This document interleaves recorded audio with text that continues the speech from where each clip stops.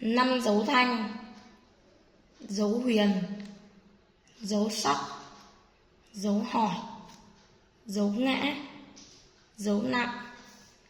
Y huyền ì, u huyền ù, y huyền ì, o huyền ò, a huyền à, e huyền è. Y sắc ý, u sắc ú, y sắc ý, o sắc ó, a sắc á, e sắc é. Y hỏi ỉ, u hỏi ủ, y hỏi ỉ, o hỏi ỏ, a hỏi ả, e hỏi ẻ. Y ngã ý, u ngã ụ. Điểm.